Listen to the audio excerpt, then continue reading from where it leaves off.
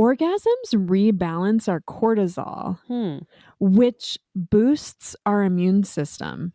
So you have like the double whammy of like better sleep plus the release of cortisol. Of course, this isn't the only thing that helps your immune system, but it does give your immune system a little bit of a leg up. Yeah. Vitamin C and orgasms. Yeah. Vitamin C and orgasms. That's all you need.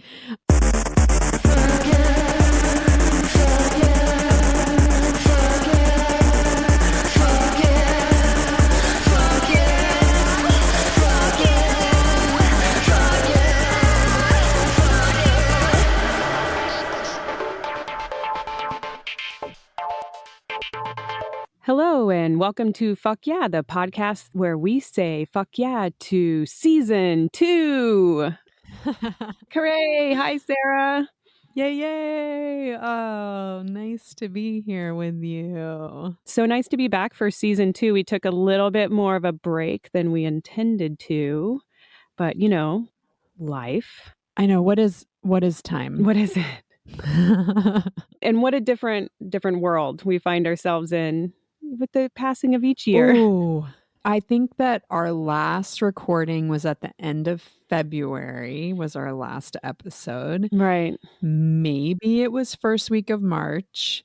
And Robin, do you want to hear my little rundown of what's happened between then and now? Yeah, it's not that much time, really. What's happened, Sarah? I know, right?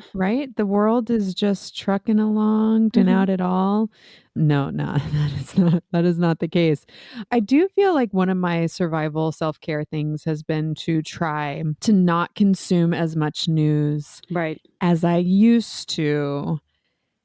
However, it's like that delicate balance of it sort of feels irresponsible at the same time. So I have been dipping my toes back into the news cycle and woo-wee. You've been doing more than me. You've been doing more. I mean, I'm aware of all of the horror that's going on with, the attacks on the trans community and drag performers. Part of what nearly broke me was the news in 2020. So I've had to take a real step back from the news because it really wrecked my psyche. So I'll hear it from you. I have to be careful about how I hear it. So please tell me what's been going on. And I am I'm a big supporter of everyone doing what they need to do to take care of themselves, because this is a rough world we find ourselves in, y'all. Yeah. But yeah, let's start with the drag censorship laws. So across the country, we're back in the era of book bans. Right. There are bills that have passed, bills that are being considered, where there will be fines for any establishment or individuals who are engaging in drag performances. So, the all-stars of this roundup are Florida and Texas. Hey, Florida and Texas.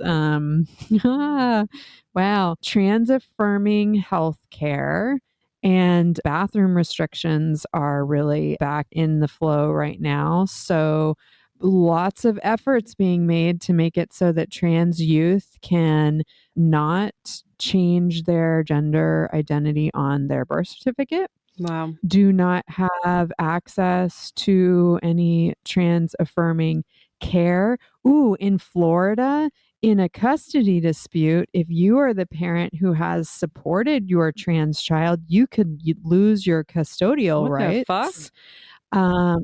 Yeah. It's getting, I think, billed as the Florida kidnapping law, and that might be a little bit of an overstatement. But yes, I believe now that courts can rule in favor of the parent who has not supported their trans child receiving care or support around their transition. Yeah. In schools, there are bans about just talking about gender identity or sexual orientation at all in the classroom for any grade level, most notably Texas, which already you have to have a written consent form from your parent to engage in any form of sex education. Right, right. But you know what this does? This bill in particular points out a certain level of hypocrisy about, like, you're saying you can't talk about sexual orientation or sexual expression or gender expression, but everyone has those things, whether or not you're trans Mhm. or cis or straight or gay or whatever it is.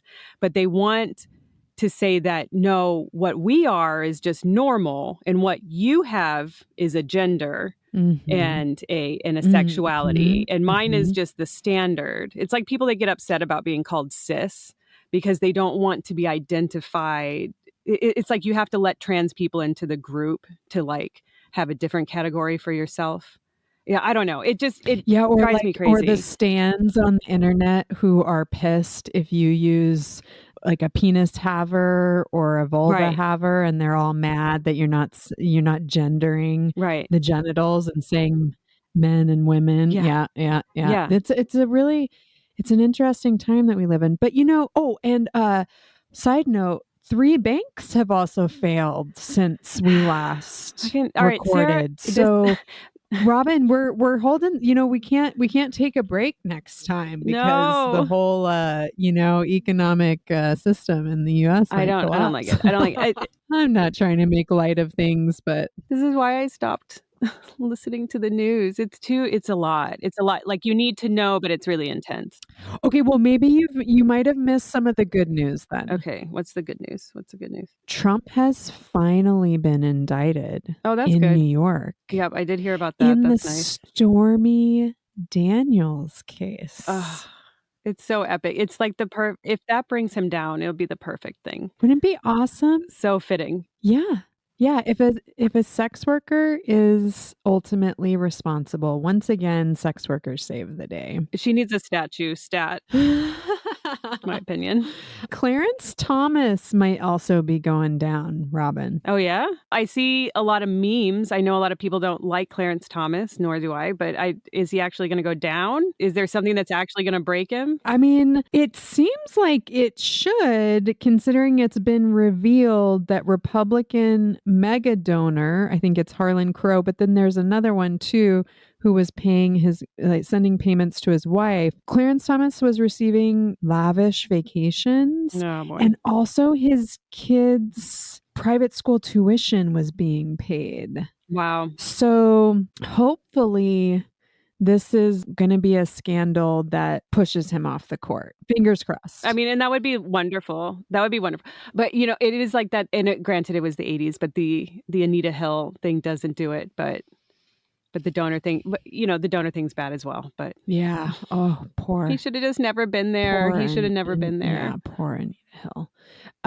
Okay, Yeah. so there's a couple other spots of good news. There's all kinds of states where the courts are putting holds on abortion bans Oh, great. and making them go through. So Utah What? is notably one of these states. I know, great, right? They put their abortion clinic ban on hold. Okay. The North Carolina governor vetoed an abortion ban that came through the state legislature. Okay. And 19 states have codified abortion rights access into law, either through their state constitution or through just establishing new laws that ensure abortion access, which is really fantastic. Yes, that's good. That is good news. So there's always some light Yeah. out there too, but yeah, these are wild times. Yeah. We forgot our famous intro. Do you have any fuck yeahs going on in your personal life to Oh, bring this even further yeah. around into the positive? What's going good for you? Yes. Yeah. Yeah. Oh, sorry. I had to do that catch up about the world Yeah. before going to the personal. But not much has happened in your life in the past 2 months, right? Yeah. Oh my Oh, God, you're yeah. still I not mean, recovered. so many things have changed. Yeah. No. I'm recording right now from my new house. Beautiful. Wow. It's certainly my fuck yeah right now. It has We have a lot of work ahead of us, but the shit ton of work is behind us, which is really nice to be on this side of it where Yeah. we're setting up the new house. Andrea, Ruby, Jasper Kitty, Trixie Delicious, Ziggy Stardust, and I Oh have my God. all What a troop. moved in together. Yay.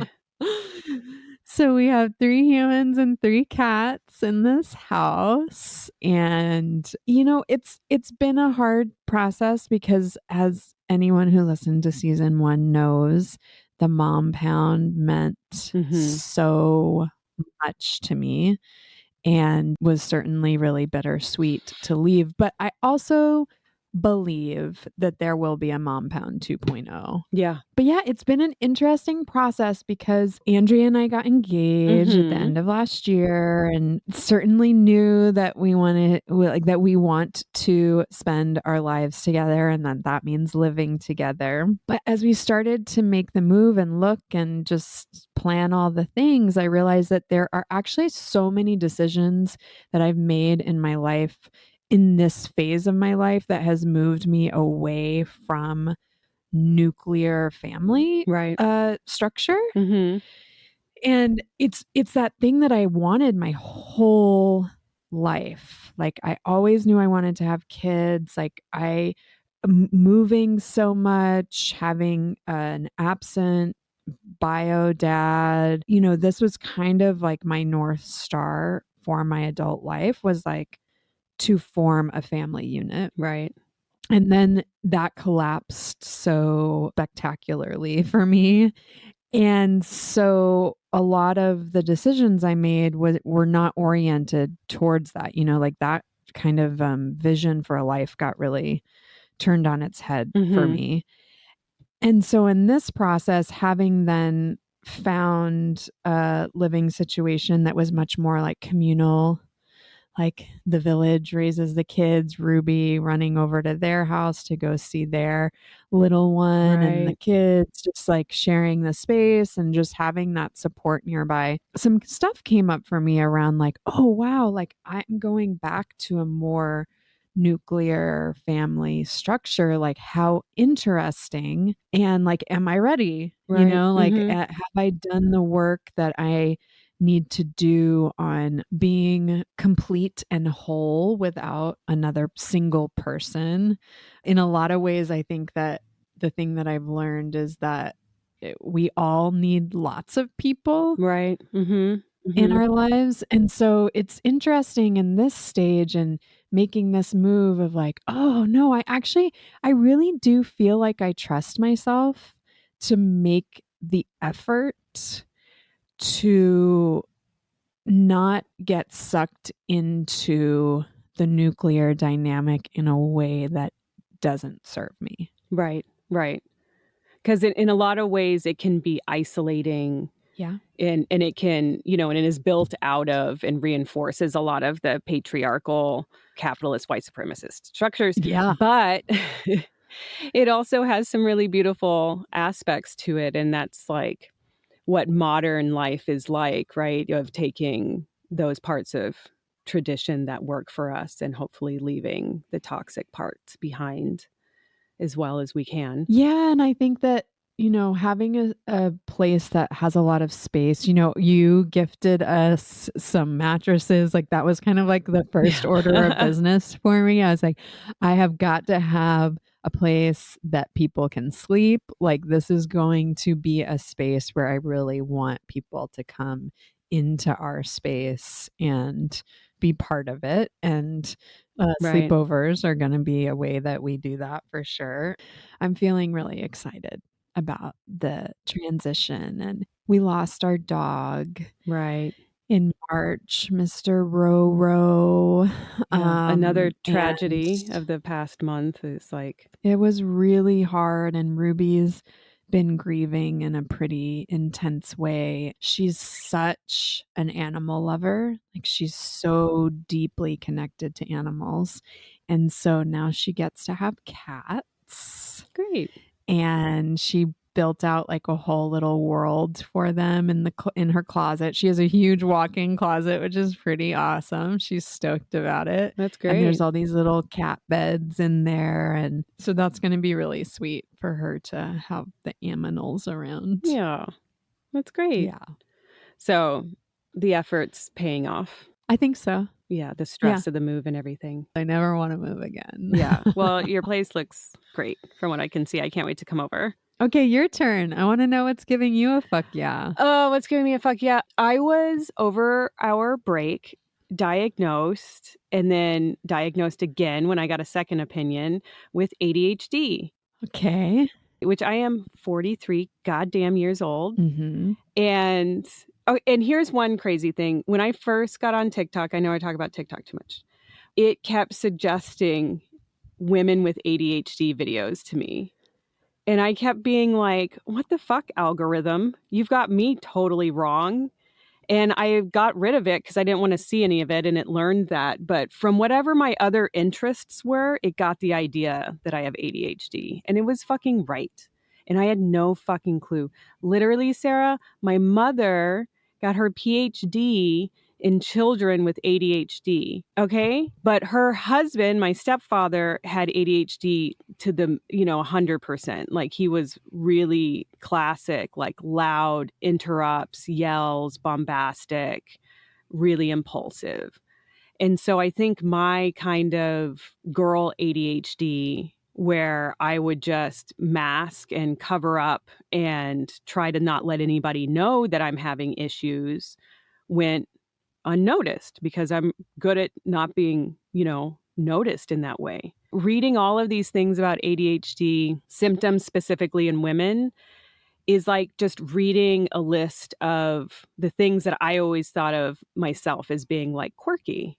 It's like, yeah, I'm a mess, but I'm creative. Like those are ADHD. Both of those are ADHD symptoms.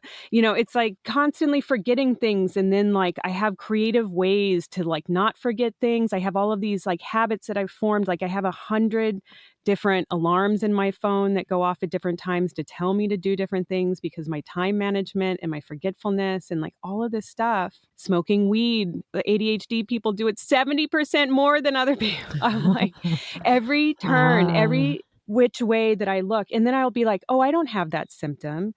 And then I'll start noticing that I actually do that thing, but I just act like I don't, I'll be like, oh, I don't interrupt people that much. But then I edit these podcasts and I edit myself to stop interrupting people all the time. Or I was like, I don't interrupt people that much. And then I saw a TikTok where this woman with ADHD was saying like, oh, I thought I was just finishing people's sentences as a way to help them think of the word that they wanted, not realizing that it was rude. And I'm like, oh my God, I do that. I'm trying to and I do it to you. I'm like, oh, Sarah can't think of the word. I'll give her 5 different words and I should just let you talk, and I don't realize that I'm doing it. Or a lot of times people are talking to me and I'm telling myself to not interrupt. Or I'll tell myself, pay attention. They're saying something important, but I'm telling myself that so loud that I don't hear what they're saying. I'm like, oh my God, it's so weird. When I think back on all of the different things that have happened to me or that I've been involved in, things that I've done where I am embarrassed or I feel shame around it, anyone that I can think of is an ADHD symptom. And it provided me this great sense of relief that I'm not just like kind of terrible. Oh. I have like a different way of thinking, but I didn't even realize that I was thinking that about myself until I felt the relief. And then I was like, oh, that's why you blurted out that thing. That's why Sarah, when I start to really dive into it, I can see how a lot of my life has been led by ADHD coping. For example, I have trouble not talking about whatever's on my mind. And I've said this before, the reason that I love being in the sex industry is because I can talk about things that I feel like I should be able to talk about that I have trouble not talking about in quote unquote normal environments. And so I've gotten, talked to at jobs before about not talking about certain things So I got into the sex industry so that wouldn't be an issue. But it's an Mhm. ADHD symptom, Sarah. I Okay, don't know when to shut up. I wanna go back to your mom having a PhD Yes. with a focus on kids with ADHD, because I think that that speaks so much to the field and the time, Yes. Yes. where how ADHD and other mental health issues present for folks with estrogen based bodies Mhm. is so very different. And yes, and then the studies are historically white cis men, right, Right. who get studied. I could imagine if I were your mom right now, right, and like learning this information, like the guilt and shame and all Yeah. those feelings that would come up. And so I'm glad that actually she did not have to go through that process. That's true. That's true. She would be fascinated though. Oh, I'm sure you should be in conversation with her about it Yes. through the veil, you Yes. know? Yeah, I think it's so telling of like how far things have come that now professionals can recognize it, help you, like support you through it. It's so funny because so many people in my life, like in my close circle, have ADHD Yeah. and more recently actually, and it's so I everyone has described this like very affirming feeling around discovering like, oh, these things that I've had to create, these creative workarounds that are such a dominant part of my personality and what kind of makes me quirky, are actually, you know, coping mechanisms for my ADHD. And just like it gives me hope, I guess, that a- as conversations continue to open around neurodivergence and mental health, that we are going to hopefully evolve, I guess, unless like chat GPI, like artificial intelligence like takes us out. I guess we didn't mention Right. that in our intro. Like, oh my gosh, Oh, right, right. Yeah, artificial the Terminator intelligence has is, been invented. yeah, is having a moment right now. Um, Yeah. but that like there's going to be space that opens up to consider like that people's brains just work differently, and that there's not this Yeah. hierarchy of executive functioning that is like better than or worse than. It's just different. Yeah. Yeah, and that trying to squeeze us all into a certain way of thinking and functioning is so harmful. But looking around, I've created a sensory den in Hmm. this trailer of soft, colorful things that I enjoy. And since I've gotten the diagnosis, I've noticed that because I never thought I could have ADHD because I get really hyper Mm-hmm. focused, But isn't that which I a symptom? learned is an ADHD symptom, and so I was like, "I can't have that." I get so focused that I won't hear people talking to me. I did not know that that was a symptom. So, now that I know that, I can observe myself getting fixated on things and, or even my Mm. past going, "Oh, I was fixated on that thing." And Mm-hmm. so I can see myself doing it now, but now that I know that it's happening, I can use it as a superpower. Right now, I'm really fixated on this trailer that I'm fixing up to be a podcasting vagina themed trailer, and I'm so excited about it. And I'm utilizing my hyperfixation to make it. And now I also know that my hyperfixation has a burnout.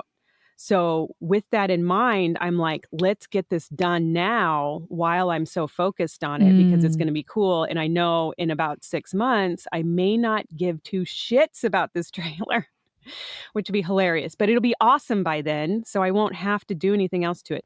For example, I wanted a beaded trim around these curtains. I could not find the one that I wanted. So I ordered a bunch of beads.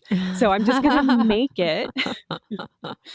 And it gives me pleasure now, whereas before I would have, if I ordered the beads, I would have either stopped myself from doing it and saying, "No, don't do something crazy," or I would have been, worried about myself and trying to get myself to do other things. But now I can just let the obsession happen and know that it's like feeding a certain part of my brain that really needs to do hyper focused things. And then there's other times where I don't do shit. And that's okay too, you know? What it makes me kind of think of is before there were glasses There were certain like Yes. tradespeople who would do these really like finite, really tight, minuscule, like Mhm. watchmaking and those kinds of things because actually their eyesight, their failures in their eyes made them really good at that particular Right. thing and not as good at as other things. And so it's like regardless, I'm just glad you have this information now because you get to lean in to the things that you're like, "Oh, no. No, no. I don't have to have shame around this. Yeah. I can just know that this would be a good way for me to tackle this project. Then eventually I'm gonna lose focus and move on to something else." Yeah, I can work with it instead of Yeah. beating myself up about it. So, I feel Oh, grateful for that. I yay. feel really fuck yeah about that. Fuck yeah, I have ADHD, I'm neurodivergent. Hooray. I would Oh, hate to I be would neurotypical. imagine No, I'm sure they're lovely people. I just don't yeah. know any. I would imagine that, lots of people go through this at a similar age and stage of life too. Yeah. So, I'm just glad that you got the information. Thank you. Thank you. I'm feeling good about it, Yay. and I'm feeling good about starting the podcast up again. Yeah. What are your reflections as we move into season 2 about kind of the arc we took in season 1? I mean, I'm here for the journey. I do feel like this is a auditory type of journal. It feels that way to me listening back on it, especially okay, Sarah, the first episode of season 1, I was thinking about this and I Yeah. was listening to it. We titled it Chasing the Feeling because that ended up being the overarching theme to the interview with me. And that is a goddamn ADHD symptom. Like there is a low dopamine. And so people with ADHD tend to be constantly just trying to get, they tend to be more reckless and impulsive and do drugs more often because they're trying to get that kind of like hit of dopamine. Mhm. And I'm like, Mhm. holy shit. So it's just, it's breaking the world open. I don't mean to go back to ADHD, but so having this journal, I don't know if I would have that kind of realization about my own growth over the past year and a half if it hadn't been for the podcast, because all of the conversations had an impact on me and it, at least were fun and engaging, and at the most were just really revelation creating, revelatory, whatever you call it, because it was so just really discussing a lot of core life elements and philosophizing about it with people of a similar wavelength was really wonderful. Yeah. And it's, I'm excited to Mm. see what kind of growth we go through in season 2. I truly believe like I'm a better person for the podcast. So Mhm. thank you for coming on Yeah. my therapy journey, everyone. Yeah, I love that idea of like thinking of it like a journal. That makes me just think of like any sort of container that you create for self-care, for building self-awareness, for getting to know yourself, for personal growth is a worthwhile endeavor, you know? And it That's just right. so like I think that we're fed a lot of messaging around like you should work out and do this and do that. You know, like there's so many things that were kind of sold, but Mhm. really just the simple act of doing a thing. Like that was the thing I felt really strongly in the beginning of like, we are doing the thing. And Right. that in and of itself has so much value. Making a Yeah. practice of something, I think that that's Mhm. why also like when we ended up taking a little bit longer of a break than we had intended to, it's somewhat ungrounding. It like Mhm. takes the anchor away because just having that thing that you're in practice, ritual, routine with creates such an important container. And for some people, it's as simple as just like writing in a journal every day and then having that Right. capsule that you go back to and reflect on, and you get to like see yourself reflected back and all of that. And then this takes it to this other level of being a journal within community because we're doing it Mhm, together mhm. and we're inviting people into the conversation. We're doing it with the listenership community. That to me is it's unique. I mean, I know a lot of people have podcasts, but it does feel like this is a unique situation that the only thing that worried me over the break wasn't the amount of time or anything. I was just like, I hope we're able to start it up again and, like you're saying, do the thing, because getting Yeah. started is the hardest thing, which is an ADHD symptom.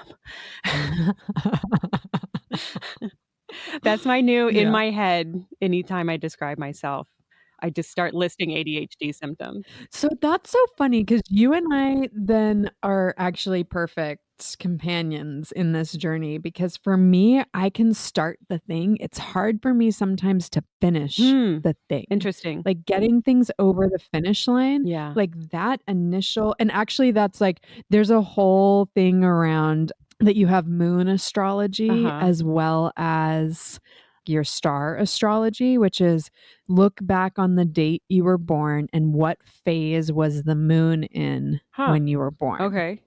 Was it new moon, waxing, waning, or full moon? For me, I was born on a waxing crescent, like 1 or 2 days after the new moon, Okay. which is the initiation of the cycle. And everything I've read about that moon astrology is so aligned with like how I approach things. Like it's a little uncomfortable for me to sit in that like down period after something has started, that like big burst of energy when you first get something going Mhm. is like where I thrive. Huh, that's so interesting. I need to look mine up. I feel like I'm in the Yeah. middle. Yeah. I feel like I can really Yeah, maybe. I'm not good at ending it and I'm not good Mm. at starting it, but I'll get the middle in there for you.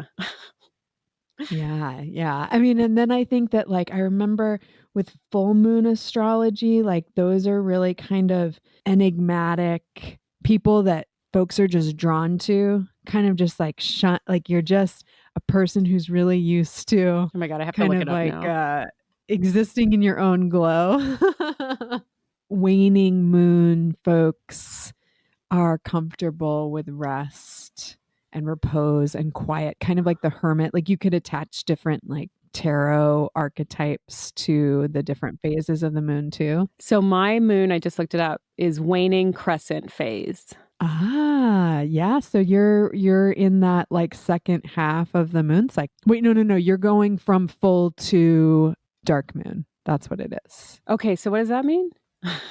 I took a class, actually, it was right at the start of the pandemic. Like the class started March 2020. Damn. What a wild time to sign up for. It was Moonbeaming with Sarah Faith Gottesdiener. In person? No, we were online, Okay. thank goodness. She's a lunar witch. And here are some associations from a worksheet I have from that class about the waning crescent. So you were thinking that you were more like that half moon, which is technically like the last quarter or Mhm. the first quarter of the moon. But the waning crescent is like right before it gets to a dark moon. Uh, Radical rest, Hmm. turning within, rage, anger work, Ooh. mystery, Mhm. deep transformation, going into the underworld, self care practices, slowing down.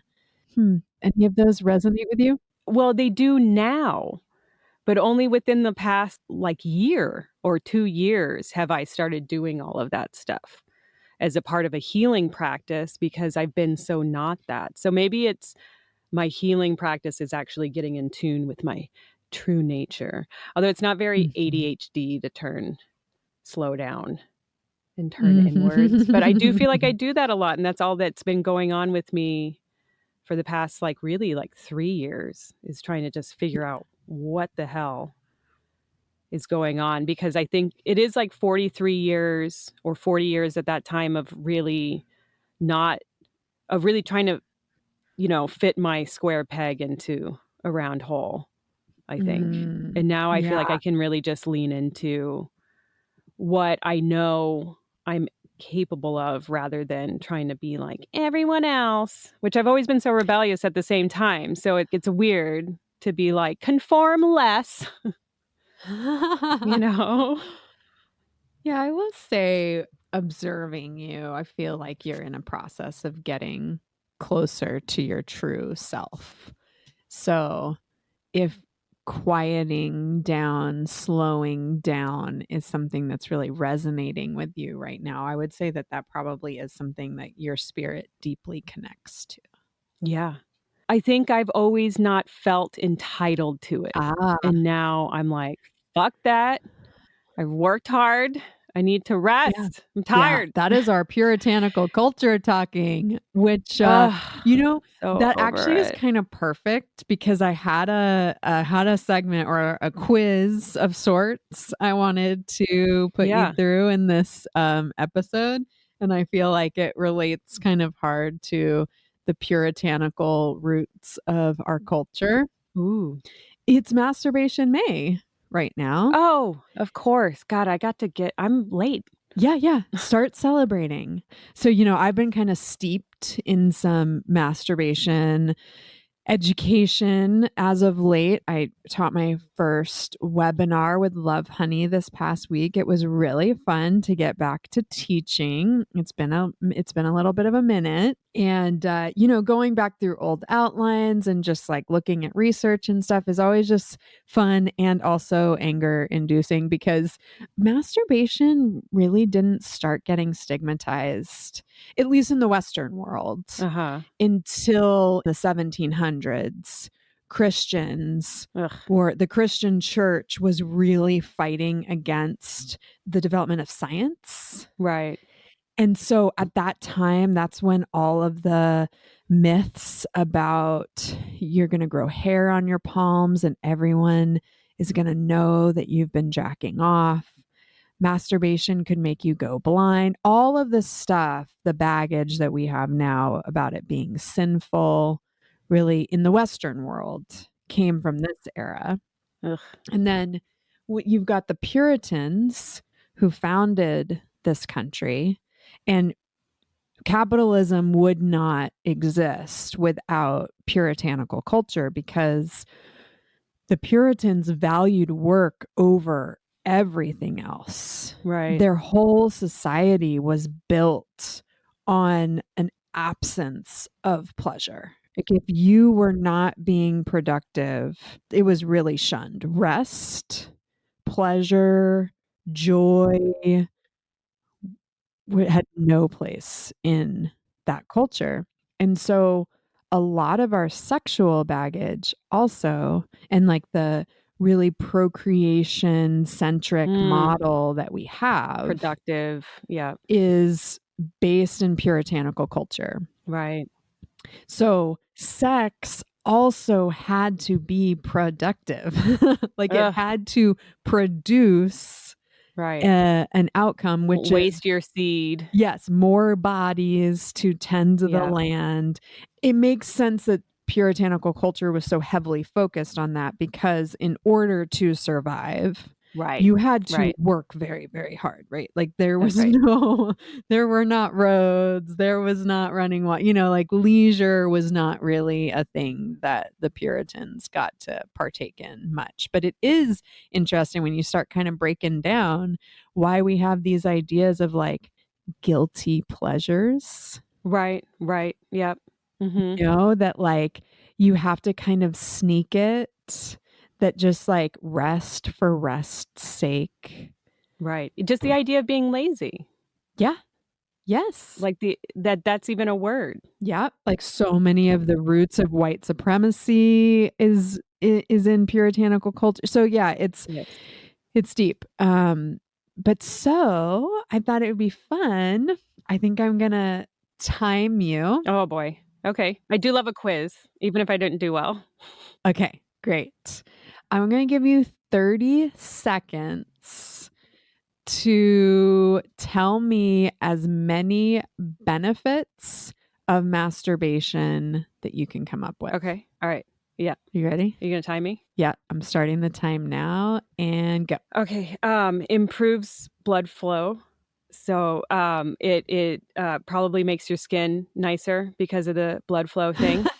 Um, It releases endorphins and dopamine and all the other hormones that I can't think of that give you pleasure. It improves how much you know about your body so that you can have other pleasurable experiences with yourself and others. Um, Uh-huh. it keeps that area of your body healthy because of the blood coming through the area, rejuvenating it. Okay, time Oh, up. shit. Okay, good, because I ran out. That was pretty good. Okay. I don't know if the skin thing is I'm sure, true, Sarah, you know that's true. but I love it. I I'll think take it. it Um, flushes your cheeks, therefore yeah. blood flow, rejuvenation. So orgasms from masturbation produce dopamine, serotonin, and oxytocin. No, wait, real quick, but that's the same as when you orgasm from with people, other people as well. Okay, it's not Yes. like there's a Yes. special. Yes.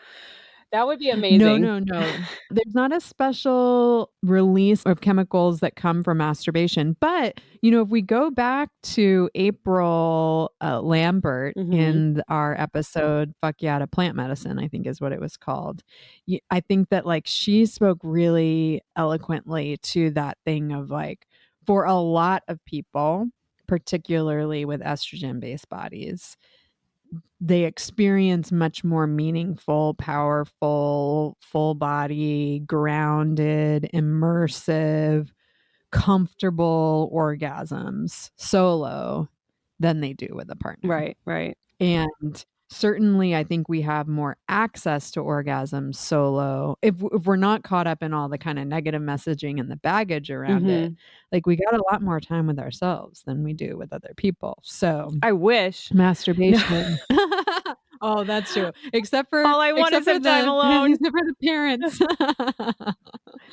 But They're yeah, like, "I have all I these boys around me." remember when I used to have alone time. But yes, play. Sorry, I don't mean Yeah, to interrupt. yeah, yeah, yeah. So, in that sense, masturbation can be a quicker route to orgasms and to all of the stress reducing Stress, yeah. Mhm. benefits of orgasmic response. So, dopamine, serotonin, and oxytocin reduce stress and Mm, tension in the body. They also foster relaxation, and you sleep better when you have more that's true. orgasms. And orgasms rebalance our cortisol, Hmm. which boosts our immune system. Hmm. So you have like the double whammy of like better sleep plus the release of cortisol. Of course, this isn't the only thing that helps your immune system, but it does give your immune system a little bit of a leg up. Yeah. Vitamin C and orgasms. Yeah, yeah, Hmm. vitamin C and orgasms, that's all you need. There has been research done on masturbation and the effects on reducing pain. So there was a migraine study and there was a menstrual pain study where participants who masturbated more regularly experienced less pain Hmm. from their migraines and their menstrual cramps Wow. than folks who did not. Hey. And masturbation lowers the risk of prostate cancer, Wow. which is kind of a big one. I think that kind of speaks a little bit to what you were maybe touching on with like all the blood flow, but it has to do with frequent ejaculation. Okay. That basically it's like, I mean, this is a really crass summary. You can go and find this study in the National Library of Medicine, but I think it's kind of like a use it or lose it type thing. Like if your prostate keeps kind of being in that flow and working. Mhm. And I know that like prostate massage is also really good for keeping the Right. tissue. Is it malleable? Is that the word that I'm looking for? Supple? Supple? Yep. Yep. Like cancer cells can't form there. Okay. There is no risk of contracting an STI with masturbation. I mean, there really isn't, other than maybe chafing, a downside, but really that's just lube. I don't think there's really a downside to healthy masturbation. Yes. So that was our Masturbation May advertisement brought to you Yeah. by Fuck Yeah Podcast. Yeah. Brought to you by vibrators. Everyone, please go and flick the bean. Yes. Jack the beanstalk. Oh my God. All right. You've had enough. I'm done. Well, it's so nice to be back with It is you. so good. What do we have ahead? Where are we going with season 2? What do people have to look forward to? Well, I'm excited because we're starting it off with one of my favorite TikTokers who I hit up Yeah. on the DMs, and they agreed to do an interview with us. So we're going to be talking with Pelvis Wrestly, who does Gender Flues Days. So you can prepare for that episode by checking them out on TikTok. You won't be disappointed. Look up Gender Flues Day or Pelvis Wrestly. I feel like Benjamin Violet of Pelvis Wrestly, is this kind of our first celebrity on the pod? No. I would say April is a bit of a celebrity. Oh, Midori Midori. Yeah. sure is iconic. My gosh, if you haven't gone and listened to those episodes last season, Midori's episode, Sex Nerd Sandra. Okay, no, we've had some Okay. celebrities No, we've had on the some real podcast. icons. Yeah. Yeah, so get caught up on those, but I'm also fangirling a bit over the Pelvis Wrestling interview. Yeah. I can't wait for it. And yeah, I mean, I think like we really want with this season, we started off with a little bit of a bummer about what's happening in the world, but we're going to dive into these topics in this season. Like, I think the season's going to be a little front loaded with some really interesting queer and trans folks talking about the impact that we keep hearing about things like drag censorship and restrictions to trans affirming healthcare and abortion bans, but we want to get into like what the actual lived experience around this is and the impact. So that's kind of where we're starting, which I think is gonna be really awesome. We'll get into some of the like fluffy light stuff too, of course. Yeah, certainly there'll be more go-go boys. But yeah, it's just so alarming what's going on right now. We need to get as much trans, drag, queer voices out there saying what needs to be said, and also just being present, being here.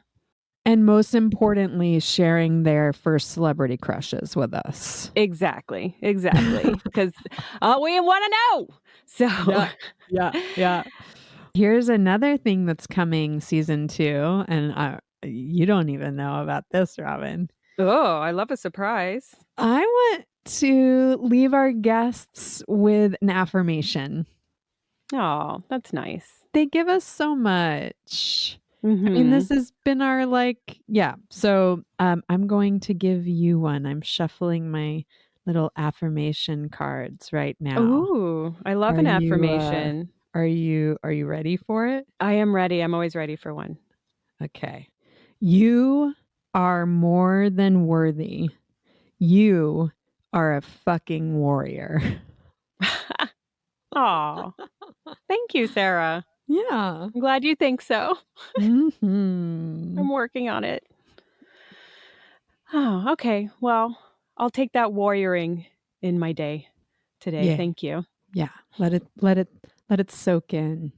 We are so excited to be doing season 2. We really would love to interact with you on the socials. Another thing coming this season is we are going to get our shit together. We're going to blow up on the socials. So please find us at Fuck Yeah Pod on Instagram and TikTok. The best way you can support the podcast, if you're also excited about season 2, is to share it with a friend or get onto your app, Spotify, Apple Podcasts, iHeart Podcasts, wherever you're listening, and please leave us a review, rate, review, subscribe. And you can also shoot us an email at fyeahpod@gmail.com. Thank you. Till next time. Fuck yeah. Fuck yeah. Bye.